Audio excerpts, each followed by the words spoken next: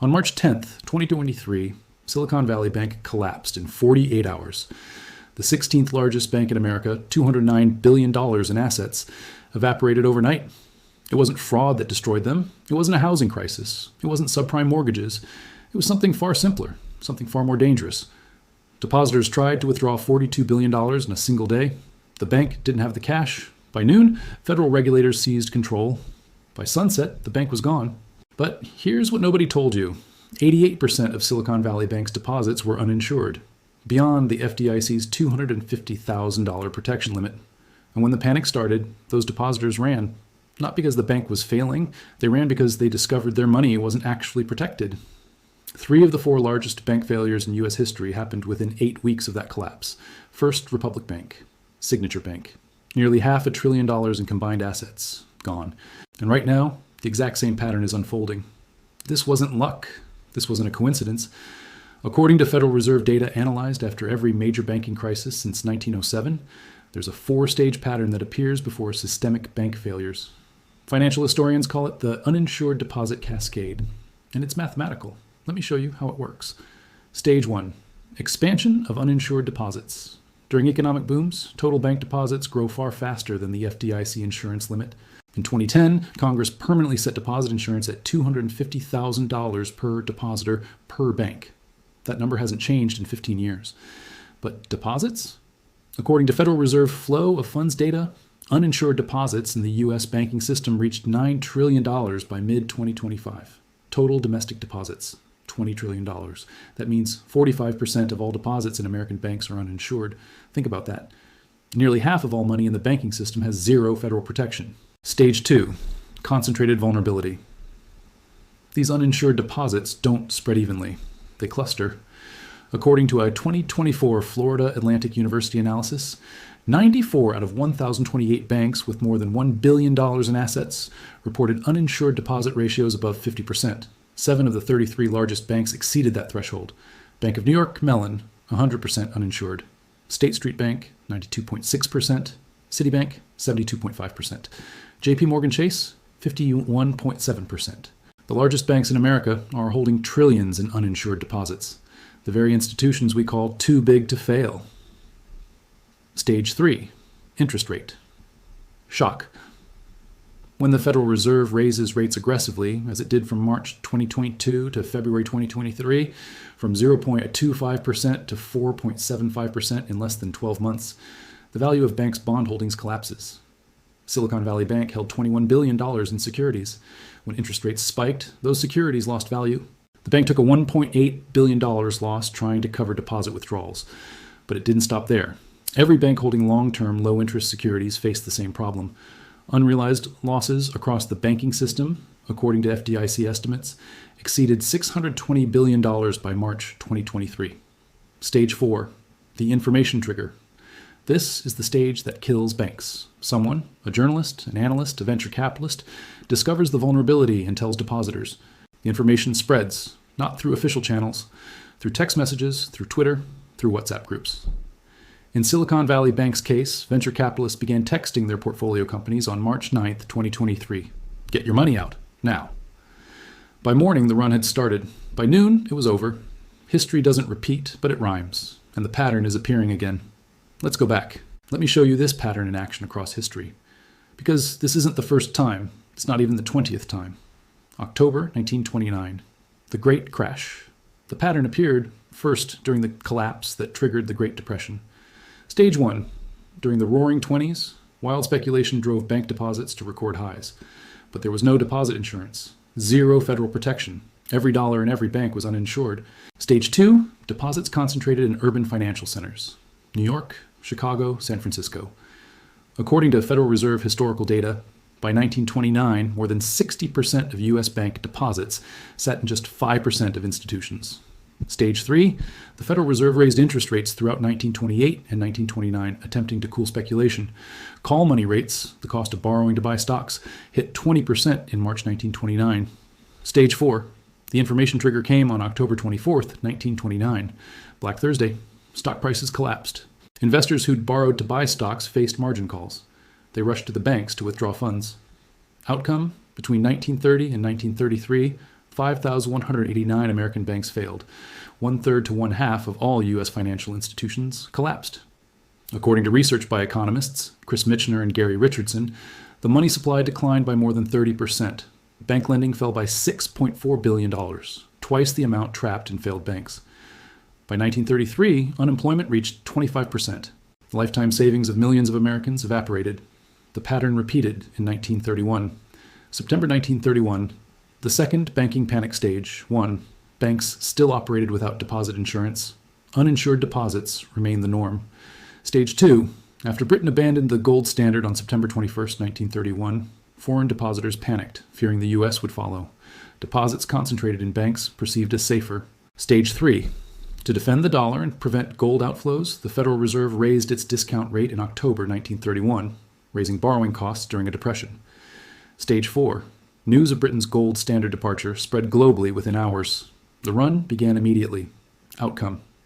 According to Federal Reserve historical records, in 1930, 352 banks holding more than $853 million in deposits failed. In 1931, just 1 year later, 2,294 banks failed with nearly $1.7 billion in deposits. The banking crisis spread nationwide. President Roosevelt declared a national bank holiday in March 1933, shutting down every bank in America for 4 days. The Great Depression taught a lesson. In 1934, Congress created the FDIC. Deposit insurance was born. For decades, it worked. But the pattern appeared again in 2008. September 2008, the financial crisis stage.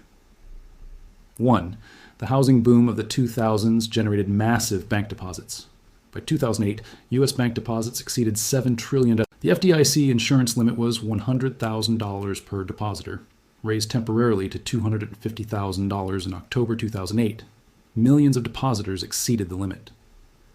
Stage 2, deposits concentrated in institutions heavily exposed to mortgage-backed securities. Investment banks like Bear Stearns and Lehman Brothers. Commercial banks like Washington Mutual and Wachovia. Stage 3, the Federal Reserve had raised rates from 1% in 2004 to 5.25% by 2006. When the housing market collapsed in 2007, banks holding mortgage-backed securities faced catastrophic losses. Stage 4. On September 15, 2008, Lehman Brothers filed for bankruptcy. The news spread instantly. Within hours, money market funds, perceived as safe as bank deposits, broke the buck, falling below $1 per share. Panic followed. Outcome. Washington Mutual, with $307 billion in assets, collapsed, the largest bank failure in U.S. history at that time. According to FDIC data, 465 banks failed between 2008 and 2012. The federal government injected $700 billion through TARP. The unemployment rate hit 10%, but 2008 taught new lessons. Stress tests, higher capital requirements, Dodd-Frank regulations. So why did the pattern return in 2023? March 2023, Silicon Valley Bank stage. 1. Low interest rates during the COVID-19 pandemic flooded banks with deposits. Tech startups, flush with venture capital, parked billions in Silicon Valley Bank. By the end of 2022, SVB held $209 billion in assets, but 88% of deposits exceeded the $250,000 insurance limit. According to FDIC estimates, $152 billion in uninsured deposits sat in one bank. Stage 2, SVB concentrated its deposits among tech companies and venture-backed startups, a single industry. When that industry struggled to raise capital in 2022 and 2023, companies began withdrawing deposits to cover operations. Stage 3, the Federal Reserve raised rates at the fastest pace in 4 decades, from 0.25% in March 2022 to 4.75% by February 2023. SVB held $21 billion in securities purchased when rates were near zero. Those securities crashed in value. When SVB tried to sell securities to cover withdrawals, it took a $1.8 billion loss. Stage 4. On March 8, 2023, SVB announced it needed to raise $2.25 billion in capital. Venture capitalists immediately understood what this meant. That night, they began texting portfolio companies, "Withdraw your funds now." By morning, the run had started. According to Federal Reserve analysis, depositors attempted to withdraw $42 billion on March 9th. Management expected $100 billion more. Outcome, federal regulators seized SVB on March 10th. 2 days later, they closed Signature Bank in New York. On May 1st, 2023, First Republic Bank failed, the second largest bank failure in U.S. history. According to FDIC Chairman Martin Gruenberg, The estimated cost to the Deposit Insurance Fund was $20 billion for SVB alone, $18 billion to cover uninsured deposits, 3 of the 4 largest bank failures in American history, all in 8 weeks. Now here's where it gets disturbing. Every single stage of this pattern is present today. Stage 1, expansion of uninsured deposits. According to call report data from Q2 2025, total uninsured deposits in the U.S. banking system equal $9 trillion. Insured deposits, $11 trillion. The average uninsured deposit balance is $2 million, and while insured deposits are growing slowly, uninsured deposits increased $197.3 billion, 2.7% in Q3 2024 alone, according to the FDIC quarterly banking profile. But there's more. On April 1st, 2024, the FDIC quietly changed its rules. Trust account coverage was reduced. Before April 2024, trust accounts with multiple beneficiaries could receive unlimited protection, $250,000 per beneficiary with no cap. After April 2024, trust coverage was capped at $125 million per owner, regardless of the number of beneficiaries. Millions of Americans who thought their trust accounts were fully insured discovered they weren't. Overnight, protection disappeared. Congress didn't vote on this. The public didn't debate it. It just happened. Stage 2, concentrated vulnerability. The same dangerous concentration exists today.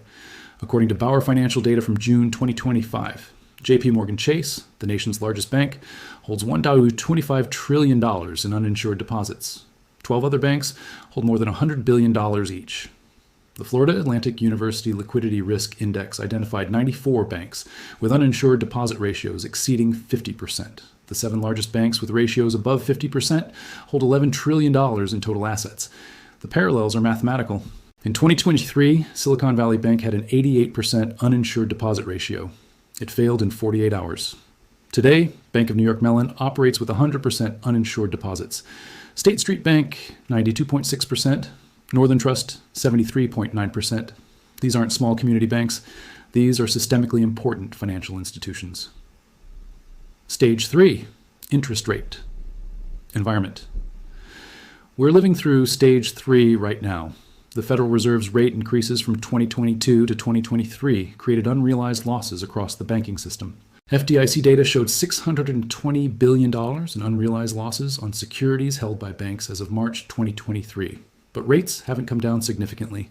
As of January 2026, banks are still holding securities purchased at near zero rates.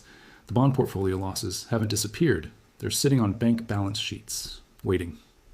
Stage 4, the information trigger. This is the only stage that hasn't fully activated yet. But remember, 2023, the information trigger wasn't official.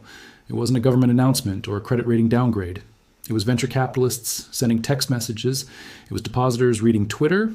It was word of mouth spreading through WhatsApp groups. The same infrastructure exists today, faster, more connected, more capable of triggering instant panic. Right now, as I'm recording this, the Congressional Budget Office estimates U.S. national debt at $36 trillion. Interest payments on that debt exceed $1 trillion annually, more than defense spending. The Deposit Insurance Fund, which protects depositors, held $145 billion as of June 2025. The DIF must maintain a reserve ratio of at least 1.35% of insured deposits by law. Do the math. $145 billion protecting $11 trillion in insured deposits. A reserve ratio of 1.36%, but $9 trillion in uninsured deposits has zero protection. If just 10% of uninsured depositors panic and run $900 billion, the system faces a liquidity crisis. Banks don't hold $900 billion in cash. They've lent it out. It's in mortgages, business loans, and securities. The trigger is loaded. All it needs is information. History suggests the next crisis will happen between 2025 and 2027, not because of a specific date on the calendar, because Stage 4 is inevitable. Information finds its way out. A bank reports losses. An analyst publishes research. A recession hits and unemployment rises. Companies start withdrawing deposits to survive. When Stage 4 activates, everything moves at digital speed. The people who got destroyed in 1929 weren't stupid. They were unprepared. They didn't know about uninsured deposits until it was too late. The people who lost everything in 2008 weren't reckless. They trusted the system would protect them. The depositors at Silicon Valley Bank in March 2023 weren't foolish. They had 48 hours. By the time they understood what was happening, the bank was already gone. Nobody warned them. Nobody will warn you either. Here's what you need to understand. The FDIC insurance limit is $250,000 per depositor, per bank, per ownership category. If you have more than that in a single institution, the excess is uninsured, unprotected, exposed. According to the FDIC, since the agency began operations in 1934, no depositor has lost a penny of insured funds. That's true, but $9 trillion in deposits exceeds that protection. You can use the FDIC's online calculator, 80, to check your coverage. You can spread deposits across multiple banks to stay under limits. You can restructure accounts into different ownership categories. This is educational content, not financial advice, but the pattern is clear. 4 stages, all 4 are present. The only question is timing. The banking system operates on confidence. When depositors believe their money is safe, it is safe. When they don't, when that confidence breaks, the system collapses in hours. In 1929, it took years for the full crisis to unfold. In 2008, it took months. In 2023, Silicon Valley Bank collapsed in 2 days. Next time it will be faster. History never asks permission, it just repeats. This video is for educational and historical purposes only and does not constitute financial advice. Viewers should consult with licensed financial advisors regarding their specific situations.